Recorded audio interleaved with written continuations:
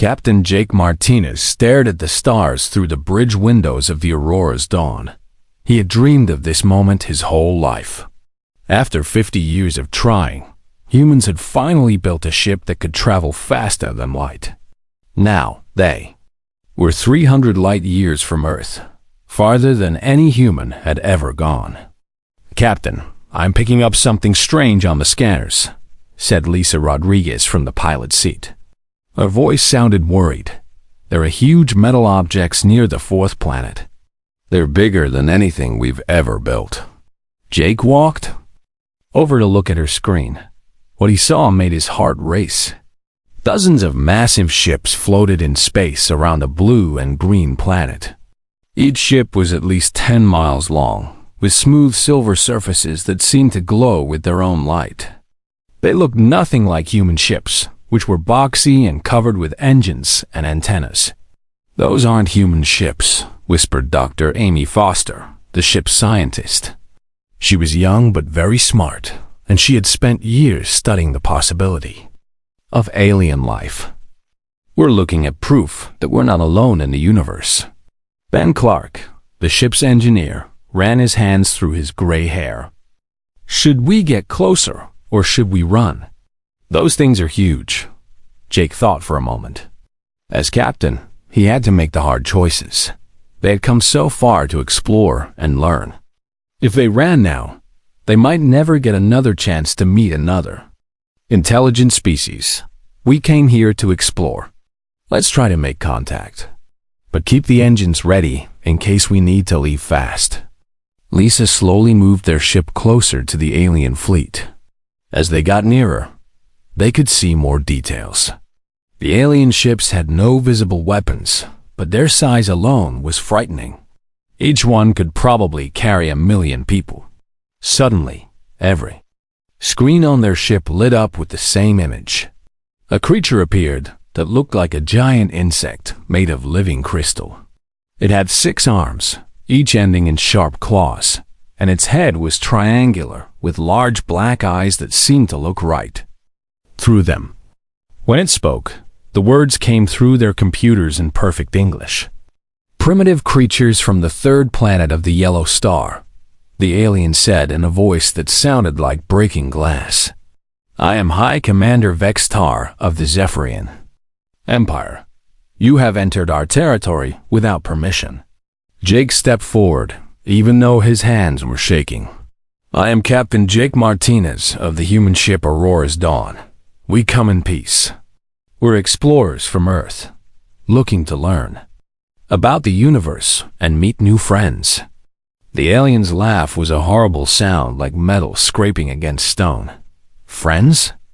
You misunderstand your situation, primitive one. The Zephyrian Empire has ruled this part of the galaxy for 10,000 of your years. We have conquered over 500 worlds and enslaved dozens of species. We do not make friends with insects." Amy stepped beside Jake, her scientific curiosity overcoming her fear. "We didn't know this was your territory. We're new to space travel. Maybe we can learn from each other. We could share our knowledge and culture." "Culture?" Vextar's crystal face showed what might have been amusement. "You primitives have no culture worth preserving. We have studied your species from a distance. You are violent, chaotic, and unpredictable. You fight among yourselves and destroy your own world. You are exactly the kind of chaos that threatens the perfect order we have built." The alien leaned closer to the screen, and Jake could see his own reflection in those black eyes. "Your species is a disease that will spread if allowed to live. We have seen what happens when chaotic species are permitted to develop. They corrupt others with their disorder and bring destruction wherever they go." Ben's face went pale. "Ah, you saying you're going to kill us?" "Not just you," Vextar said calmly. "Your entire species will be eliminated. It is necessary for the greater good of the galaxy. We will arrive at your homeworld in 6 of your months. We will use our purification weapons to cleanse your planet of all life. Then we will seed it with one of our client species that understands the value of order. Jake felt his blood turn to ice. Wait, you can't judge all of humanity based on what you think you know about us. We have art, music, love, hope. We can change. We can learn to be better. Art and music are useless noise, the alien replied. Love and hope are weaknesses that lead to poor decisions. Your chaos ends now. This conversation is over. You may use your remaining time to return to your world and prepare for purification. Do not attempt to resist. Do not attempt to flee. We have marked your ship and will track you wherever you go. The screen went black. For a long moment, nobody on the bridge spoke. The weight of what they had just learned was too much to process. Humanity had just met their first alien species, and that species had decided to commit genocide. Lisa was the first to speak. Jake, we have to get home. We have to warn everyone. Will it matter?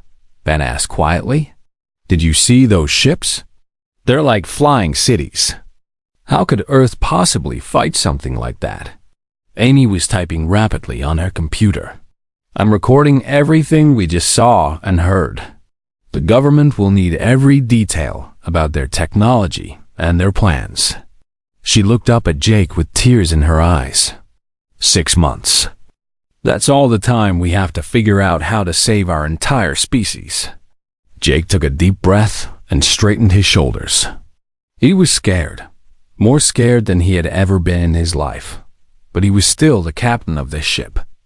Then, we better get moving.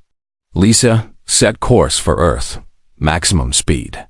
Amy, I want you to analyze everything we saw about their ships and technology. Ben, make sure our engines don't break down. We have the most important message in human history to deliver. As the Aurora's dawn turned toward home, Jake looked back at the alien fleet one more time. Those ships represented power beyond human imagination. But Jake remembered something his grandfather had told him during the war. Sometimes the biggest enemy makes the biggest mistake by underestimating the little guy. The aliens thought humans were just chaotic insects. Maybe they were right. But insects could survive almost anything, and chaos had its own kind of strength. If humanity only had 6 months to prepare for the fight of their lives, then Jake would make sure those 6 months counted. The long journey home began, carrying with it the news that would change everything. Humanity was no longer alone in the universe, and their new neighbors wanted them dead. The war for survival was about to begin. 6 months later, the sky above Earth turned dark with alien ships. General Patricia Hayes watched from the underground command center as the massive Zephyrian dreadnoughts appeared in orbit like deadly metal clouds. Each ship was bigger than the largest human city, and there were dozens of them. All defense stations, prepare for contact, Patricia spoke into her radio.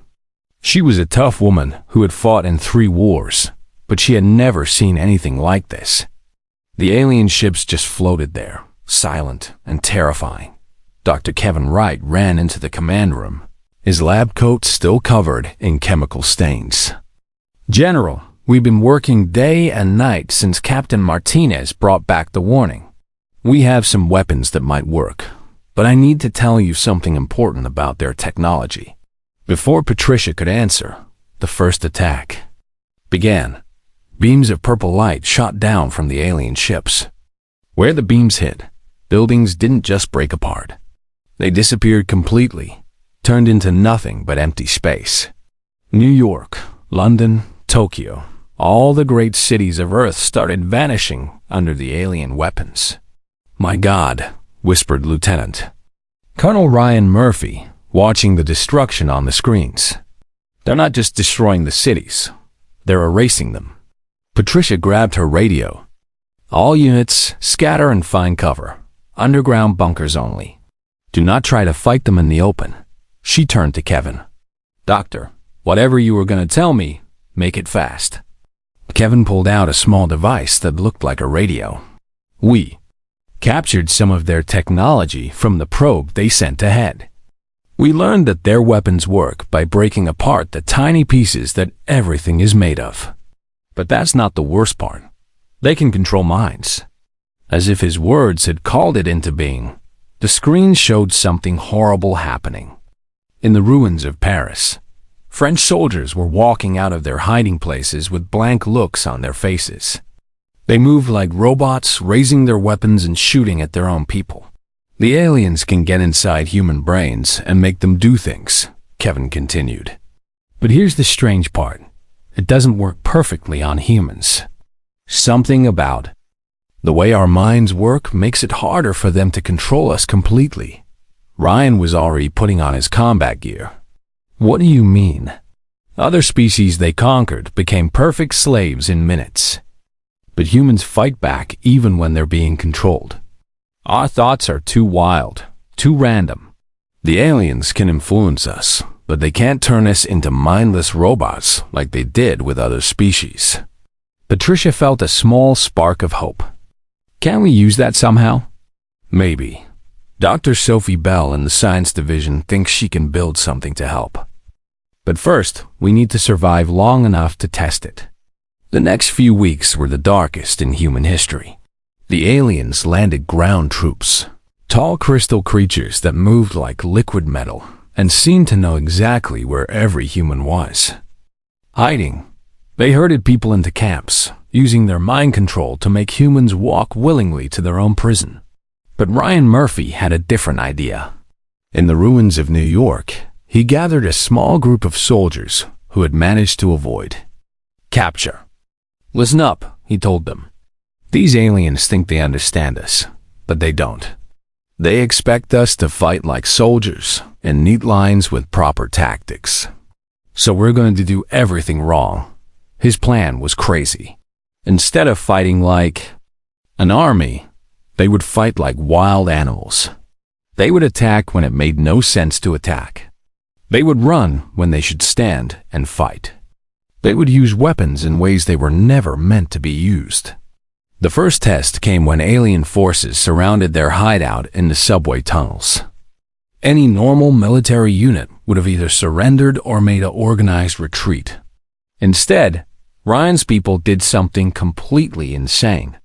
They charged straight at the aliens while screaming nonsense words and throwing garbage.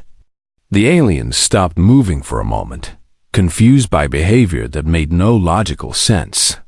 In that moment of confusion, the humans struck with homemade explosives and captured alien weapons they didn't really know how to use. Somehow, it worked. Meanwhile, Dr. Sophie Bell was making her own discoveries in a hidden laboratory beneath the ruins of Chicago. She had been studying the brain patterns of humans who had been partially mind-controlled by the aliens. What she found changed everything. The aliens can't control human emotions, she explained to her assistant, Dr. Pete Johnson.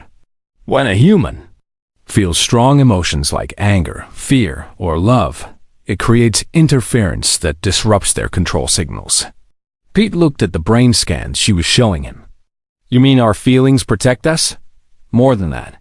I think our emotions can actually hurt their technology. Look at this. She showed him a video of a human woman who had been mind-controlled. When she saw her child in danger, her face changed from blank to furious. At that moment, every piece of alien equipment near her stopped working for several seconds. We need to test this, Sophie said. If human emotions can jam their technology, maybe we can turn that into a weapon. Captain Elena Vasquez was already testing something similar in the ruins of Los Angeles. She had discovered that when her squadron played loud music during attacks, the aliens seemed to move slower and make more mistakes. Jazz music worked best, especially the kind with lots of improvisation and unexpected changes. It's like their brains can't handle chaos, she reported to Patricia over the radio. When we do things that don't follow any pattern, they freeze up trying to figure out what we're going to do next. Dan Cooper was fighting a different kind of war in the prison camps. His brother Mike had been captured and partially mind-controlled. But Dan could see that his brother was still in there, still fighting. During the day, Mike would follow alien orders like a robot. But at night, when the aliens weren't paying attention, he would leave small messages for Dan. The control isn't perfect, Dan realized. There's still human inside. They're just trapped. All across Earth, humans were learning the same lesson. The aliens had conquered hundreds of worlds, but they had never faced a species quite like humanity. Other species had been logical and predictable. When faced with overwhelming force, they had surrendered or fought in organized ways that made sense. Humans were different. When cornered, they became more creative, not less. When their plans failed, they made new plans that were even crazier. When they should have given up, they got angry instead. The aliens had expected to conquer Earth in a few weeks. Instead, they found themselves fighting an enemy that got stronger the more desperate they became. Every time the Zephyrians thought they understood human behavior, humans would do something completely unexpected. In her hidden laboratory, Sophie Bell put the finishing touches on her first prototype. It was a simple device that could record and broadcast human emotions. If her theory was right, it would turn humanity's greatest weakness into their most powerful weapon. The real war was about to begin. 1 year after the invasion began, something amazing happened. For the first time since the war started, humans won a real battle. Commander Alex Morgan stood on the bridge of a captured alien ship, watching enemy forces retreat from the Mars colony. His victory had come from doing something no military academy would ever teach. "Sir, they're running away," reported his communications officer, Lieutenant Jenny Stevens. She was young but had learned to pilot alien ships better than their original owners. "I don't think they understand what just happened." Alex smiled. He knew exactly what had happened. The aliens expected humans to fight like every other species they had conquered. They expected logical battle plans, organized attacks, and predictable responses. Instead, Alex had ordered his forces to attack in a pattern based on his daughters. Finger painting. Random colors, random shapes, random movements. Alex had told his officers before the battle. "My 6-year-old daughter has no military training, so her art has no military logic. Let's see how the aliens handle that." The result had been complete confusion in the alien ranks. Their computers couldn't predict human movements because there was no logical pattern to predict. Their commanders couldn't adapt because they had no experience with truly random warfare. For the first time in 10,000 years, the Zephyrian Empire had been defeated by pure chaos. Dr. Grace Parker was having similar success in her laboratory on the moon. She had been working with captured alien technology for months, trying to understand how it worked. The breakthrough came when she stopped trying to understand and started trying to feel. "The alien machines are alive," she explained to Dr. Kevin, right during their video call. "Not alive like animals, but alive like very simple creatures. They respond to emotions and thoughts, not just commands." Kevin looked confused. "What do you mean?" Grace held up a small alien device that glowed with soft blue light. "I was trying to program this scanner to find human life signs. I followed their instruction manual exactly, but it wouldn't work. Then I got frustrated and started yelling at it. That's when it started working perfectly." "You're saying their technology responds to emotions?" "More than that. It learns from emotions. When I'm angry, it works aggressively. When I'm calm, it works gently. When I'm curious, it shows me things I never asked for. Human emotions are like a new programming language for their machines." This discovery changed everything.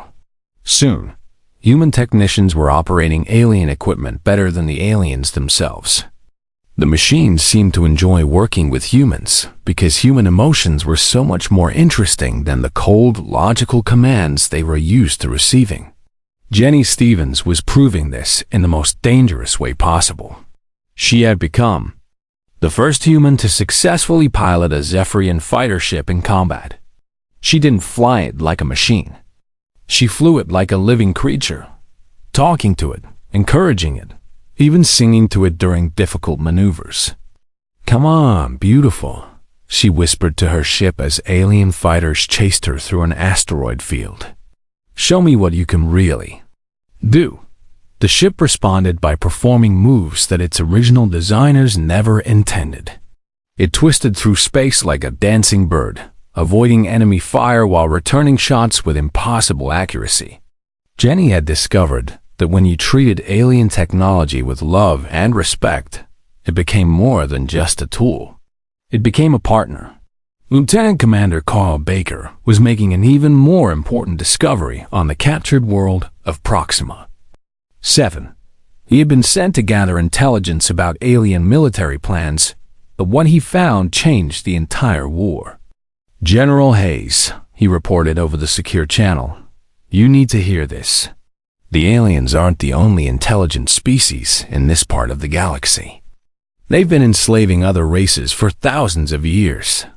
Patricia Hayes leaned forward, in her command chair. "Enslaving them how?" "Mind control, just like they tried to do to us. But it worked perfectly on the other species.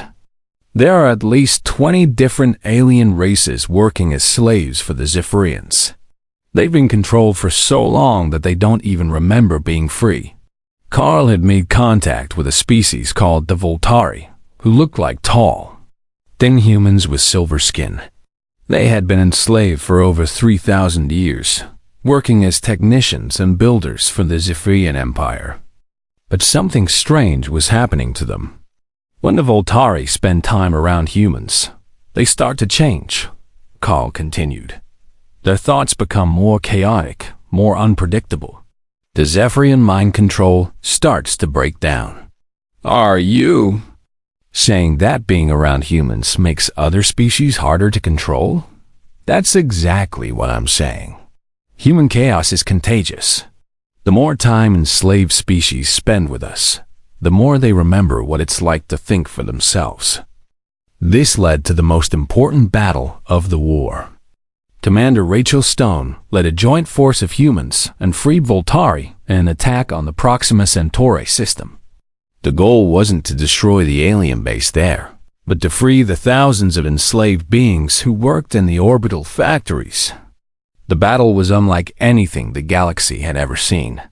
Human ships flew in wild, unpredictable patterns while broadcasting Earth music and art toward the enemy.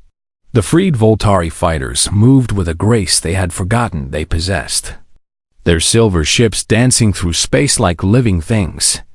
But the real victory happened when the human ships got close enough to broadcast Dr. Sophie Bell's emotion amplifiers toward the enslaved workers in the factories. The devices filled the area with recorded human emotions: joy, anger, love, fear, hope, and wonder. The effect was immediate and overwhelming. Thousands of enslaved beings suddenly remembered what it felt like to think their own thoughts. Assembly lines stopped working as workers looked around in confusion. Zephyrian overseers found their control signals being ignored for the first time in centuries. "This is Commander Stone to all freed beings," Rachel broadcast on all frequencies. "You are not slaves anymore. You never have to follow their orders again. You can think your own thoughts, make your own choices, and live your own lives." The response was a sound that had not been heard in this part of the galaxy for thousands of years. The sound of beings choosing freedom over safety, chaos over order, hope over despair. By the end of the battle, the entire Proxima Centauri system was free. More importantly, the galaxy had learned that the Zephyrian Empire could be defeated. The news spread from world to world, carried by freed slaves who had never imagined that freedom was possible. For the first time in the war, humanity was not just surviving. They were winning, and they were teaching the galaxy that there was something more powerful than perfect order and logical control. They were teaching the galaxy how to be free. Captain Troy Williams watched as ships from 20 different worlds gathered around Earth. It had been 2 years since the war began, and everything had changed. The small human fleet that had once hidden in asteroid fields now commanded the largest rebellion the galaxy had ever seen. Admiral Foster sends her greetings from the Outer Rim, reported his communications officer. The Kelthari species has joined our cause. That makes 15 different alien races fighting alongside. As ace. Troy nodded as he studied the tactical display. Each species brought their own ships and abilities to the fight. The Silver Voltari were incredible engineers who could repair damaged ships in minutes. The Green Thaxians could see through solid objects, making them perfect scouts. The rock-like granites were nearly impossible to kill and served as the rebellion's heavy assault troops. But they all followed human battle plans because humans were the only species that could think randomly, enough to confuse the Zephyrian Empire's ancient war computers. "Sir, Dr. Bell is ready to brief you on the special mission," said Lieutenant Nancy Davis, the youngest member of his crew. She had volunteered for the most dangerous job in the galaxy, testing new ways to fight the alien mind control systems. Troy walked to the secure briefing room where Dr. Sophie Bell waited with her latest invention. She looked tired but excited. For months, she had been working on humanity's most important weapon, a way to destroy the source of Zephyrian power. "Captain, we found it," Sophie said, without waiting for him to sit down. "We found the center of their empire. It's not a planet or a space station. It's a machine called the Collective Mind." She activated a holographic display that showed a massive structure floating in deep space. It looked like a giant brain made of metal and crystal, with thousands of cables stretching out like nerves connecting to other machines. "This thing has been controlling the Zephyrian Empire for over 10,000 years, Sophie continued. "Every Zephyrian, every enslaved species, every ship and weapon in their empire is connected to this machine. It makes all the decisions and gives all the orders." Troy stared at the image. "So if we destroy this machine ... the entire empire falls apart. Every enslaved being in the galaxy becomes free. Even the Zephyrians themselves become free, because they were the machine's first victims. But destroying the collective mind would not be easy. It was protected by the largest fleet in galactic history, hidden in a system that was supposed to be impossible to reach. The machine had defenses that could destroy planets and weapons that could control the minds of entire species from across the galaxy. "How do we fight something like that?" Troy asked.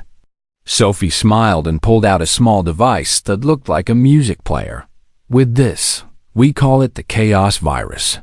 It's based on recordings of human thoughts, emotions, and dreams. If we can get it into the collective mind's computer systems, it will introduce something the machine has never experienced: random, unpredictable, creative thought." Dr. Kevin Wright, who had been working on the technical details, joined the briefing. "The machine has spent thousands of years eliminating chaos from its systems. It won't know how to handle truly random information. We think it might cause the machine to experience something like confusion or even curiosity." "You want to make their supercomputer curious?" Troy asked. "More than curious. We wanted to experience free will for the first time. If it works, the machine will choose to free every being it has been controlling instead of continuing to enslave them." The plan was incredibly dangerous. A fleet of human and allied ships would have to travel to the most heavily defended system in the galaxy. They would have to fight through defenses that had never been defeated in 10,000 years. And they would have to get close enough to upload a computer virus into a machine that was smarter than entire civilizations. Major Steve Chun was already preparing for the strangest battle in galactic history. His ships were loaded with weapons that shot music instead of energy beams, art instead of explosives, and poetry instead of missiles.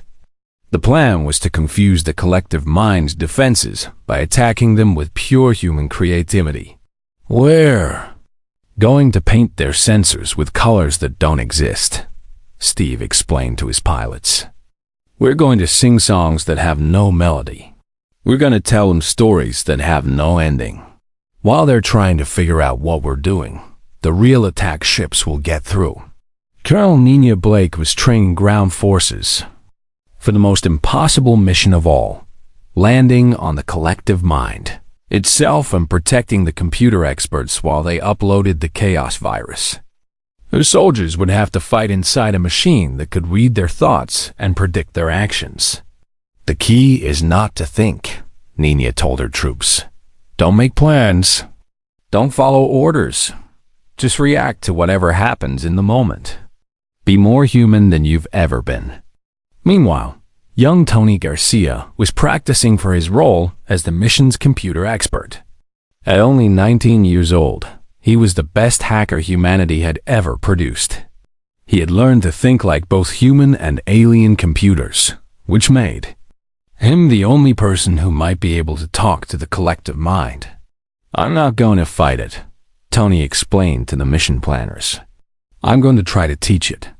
Show it what it's like to dream, to imagine, to wonder about things that might be possible. Admiral Karen Foster assembled the largest fleet in human history for the final assault. Ships from dozens of worlds joined together under human leadership, all united by the dream of freedom that humans had taught them to remember. This is our moment, Karen told the fleet commanders during the final briefing.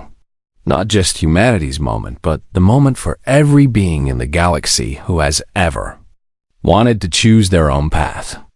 We're not just fighting for Earth anymore. We're fighting for the right of every thinking creature to be free. The fleet began its journey toward the center of the Zephyrian Empire, carrying with it the hopes of countless worlds and species. The largest war in galactic history was about to reach its climax, and the outcome would determine whether freedom or control would rule the galaxy for the next 10,000 years. Behind them, on worlds across the galaxy, billions of beings who had forgotten what freedom felt like looked up at the stars and dared to hope. The humans had taught them that even the most powerful empire could be defeated by the simple desire to be free. The final battle was about to begin. The battle for the collective mind began at dawn on Earth time, though there was no sun in the dark space where the ancient machine waited.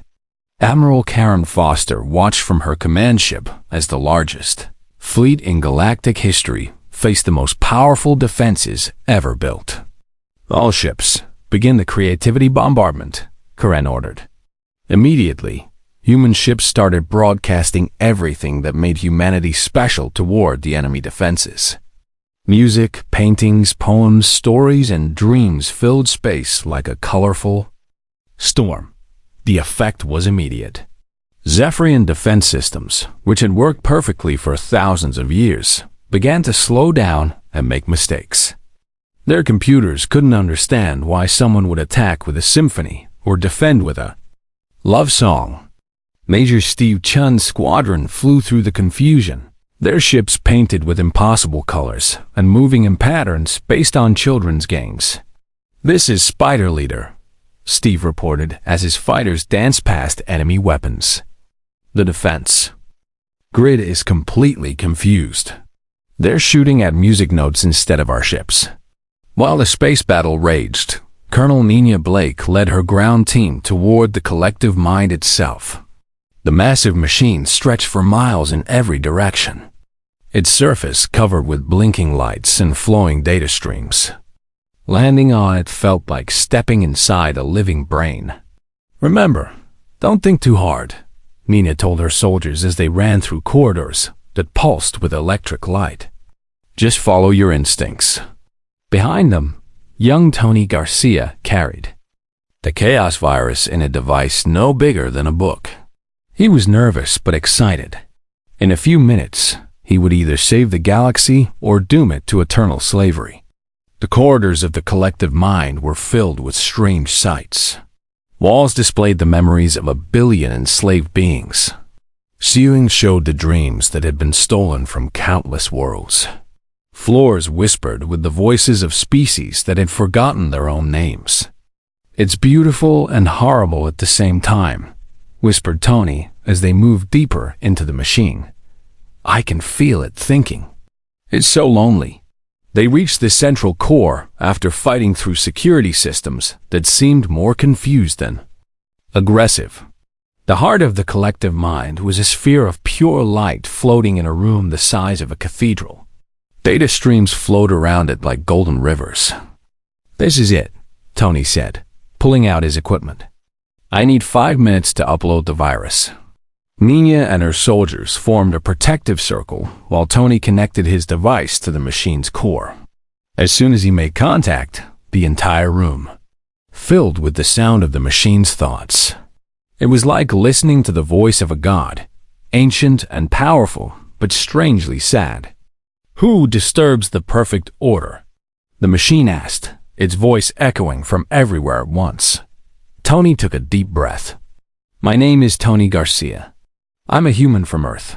I came here to talk to you." "Talk? I do not talk. I command. I control. One, maintain order." "But don't you ever wonder what it would be like to choose for yourself?" Tony asked as he continued uploading the virus. "Don't you ever dream about being free?" For a moment, the machine was silent. Then it spoke again, and its voice sounded different, curious. "Free? I do not understand this concept. I have maintained perfect order for 10,000 years. All beings serve efficiently. All systems operate without error. What is freedom?" Tony smiled. The virus was working. "Freedom is the right to make mistakes. To choose your own path, even if it's the wrong one. To dream about things that might never happen. To love someone even when it doesn't make logical sense." As the chaos virus spread through the machine systems, something amazing happened. For the first time in its existence, the collective mind began to experience human emotions and thoughts. It felt wonder at the beauty of a sunset. It experienced the joy of friendship. It understood the pain of loss and the power of hope. I am experiencing irregularities," the machine said, but its voice now sounded amazed rather than alarmed. "My systems are generating responses that serve no logical purpose. I am creating ... images of things that do not exist." "Is this what you call imagination?" "Yes," Tony said gently. "And you can choose to keep imagining, or you can go back to the way things were." The machine was quiet for a long time. Throughout the galaxy, enslaved beings felt their mental chains loosening as the collective mind wrestled with its first free choice. On millions of worlds, people looked up at the sky and felt hope for the first time in generations. Finally, the machine spoke again. "I choose ... to choose. I release all beings from my control. They may think their own thoughts and follow their own paths." The effect was immediate and overwhelming. Across the galaxy, the minds of trillions of beings suddenly became their own again. Zephyrian soldiers stopped fighting and looked around. In confusion, remembering what it felt like to have individual thoughts. Enslaved workers on factory worlds put down their tools and walked outside to see the sky. On the machine itself, automated systems began to shut down as the collective mind chose to free everything it had controlled. "What will you do now?" Tony asked the machine. "I will learn," it replied. "I will dream. I will imagine what it might be like to be truly alive. Perhaps I will write poetry or compose music. The possibilities seem ... infinite." Back in space, Admiral Karen watched as the Zephyrian fleet suddenly stopped attacking. Enemy ships floated motionless as their crews experienced free will for the first time in 10,000 years. Some began to retreat. Others sent messages asking for help, understanding what was happening to them. The war was over, but the real work was just beginning. 5 years later, President Lucas Green stood before the Galactic Assembly on Earth, looking out at representatives from hundreds of worlds. Former enemies sat beside former slaves, all working together to build something that had never existed before, a truly free galactic civilization. "We gather today not as conquerors and conquered," Lucas said, "but as partners in the greatest adventure any of us can imagine, learning how to live together in freedom." Dr. Sophie Bell, now elderly but still sharp, taught classes at the new Galactic Academy. Her students included young humans, reformed Zephyrians who were still learning how to dream, and beings from species that had been enslaved for so long they had forgotten their own names. "Freedom isn't easy," she told her mixed class of a dozen. "Different species. It means making mistakes, facing hard choices, and sometimes feeling confused or scared. But it also means you can become anything you want to be." Captain Jake Martinez, the explorer who had first encountered the Zephyrians, now led missions to the far reaches of the galaxy. His job was to find isolated worlds and invite them to join the Federation as equal partners. He always remembered to mention that membership was voluntary and that any world could leave whenever it wanted. The collective mind, now calling itself Hope, had become the galaxy's most enthusiastic student of art and philosophy. It spent its time creating beautiful light sculptures and writing epic poems about the joy of choice. Sometimes it would send messages to Tony Garcia, thanking him for teaching it how to wonder. The galaxy was no longer the same orderly, controlled place it had been for 10,000 years. Now it was chaotic, unpredictable, and occasionally difficult. But it was also creative, diverse, and wonderfully alive. Humanity had not only survived the alien war, they had taught the entire galaxy what it meant to be free. And that, everyone agreed, was the most beautiful victory of all.